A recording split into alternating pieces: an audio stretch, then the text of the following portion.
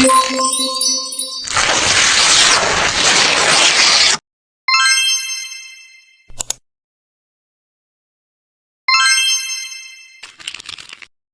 perkenalkan nama saya Melinda Putri dengan NIM C1D1210001 dengan dosen pengampu Pak Bambang Purnomo. Nah, di sini saya akan mempresentasikan tentang PT Toyoda Indonesia. Analisa SWOT dari PT Toyoda Indonesia setelah membaca studi case dari PT Toyoda Indonesia dapat dilakukan analisa SWOT yang berguna untuk mengatur strategi sebagai penentu dalam berlangsungnya bisnis untuk kedepannya. Analisa SWOT yang dapat ditarik dari studi kasus padat PT Toyoda Indonesia adalah sebagai berikut. Yang pertama itu ada strength, yaitu kekuatan.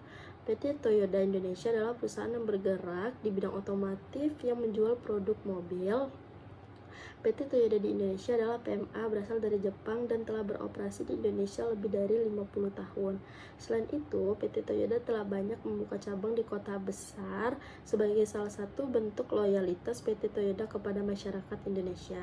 PT Toyoda memproduksi minibus dengan segmen keluarga dengan merek Kijang Innova, di mana mobil ini sangat cocok untuk masyarakat Indonesia dengan kapasitas sesuai dengan anggota keluarga di bawah.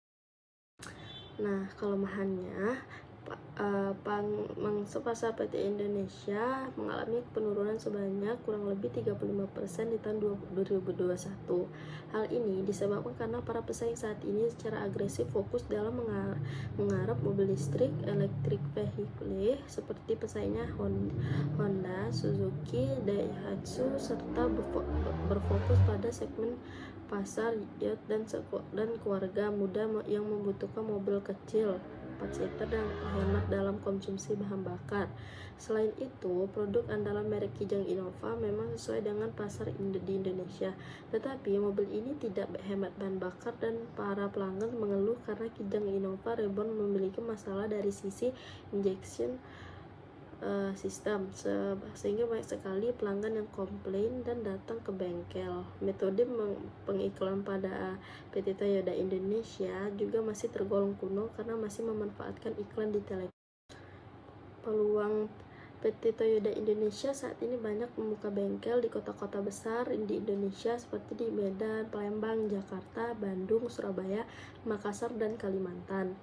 Hal ini berdampak customer tidak akan kesusahan mencari bengkel resmi karena jumlah bengkel yang dibuka tergolong banyak.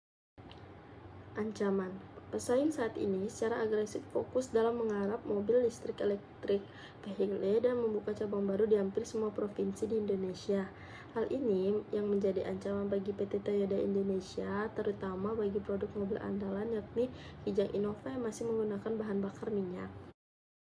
Sebagai seorang direktur PT Toyoda Indonesia, apa strategi yang Anda lakukan? Bagaimana perusahaan bisa meningkatkan penjualan dan perbaikan yang harus dilakukan?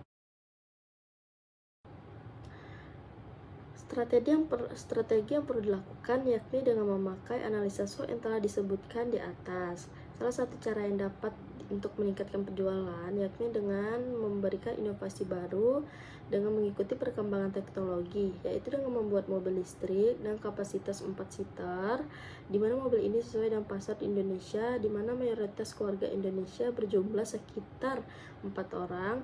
Hal yang perlu diperbaiki adalah dengan memperhatikan kualitas dari penjualan mobil yang sangat laku di pasar, yaitu Kijang Innova Reborn. Kijang Innova Reborn dirasa perlu dilakukan pengecekan ulang pada bagian produksi dan memperhatikan bagian mesin dari sisi injection system yang dimana pada ini customer banyak mengeluh karena masalah ini. Mobil ini juga dibilang bagus, namun ada satu masalah, yaitu mobil ini sangat boros bahan bakar. Sebaliknya masalah ini menjadi perhatian serius karena sangat disayangkan jika customer yang telah memakai mobil ini beralih memakai produk lain. Dengan pendekatan digital marketing, bagaimana bisa meningkatkan brand awareness bagi Toyoda Indonesia untuk meningkatkan penjualan dari berimpact pada peningkatan pertumbuhan perusahaan secara kelanjutan? Cara yang dapat dilakukan adalah PT Toyoda Indonesia untuk meningkatkan brand awareness yakni dengan memperbaiki kualitas produk yang dijual. Sangat disayangkan jika produk yang laku di pasar di Indonesia menjadi turun karena performa yang menurun pula. Sebaiknya PT Toyota Indonesia memperbaiki hal tersebut, mengingat perusahaan tersebut telah beroperasi di Indonesia selama 50 tahun. Dengan waktu yang sudah lama tersebut, dapat dipastikan masyarakat Indonesia tidak lagi asing dengan perusahaan ini. Sekian dari presentasi saya. Wabillahi taufiq wa hidayah. Wassalamualaikum warahmatullahi wabarakatuh.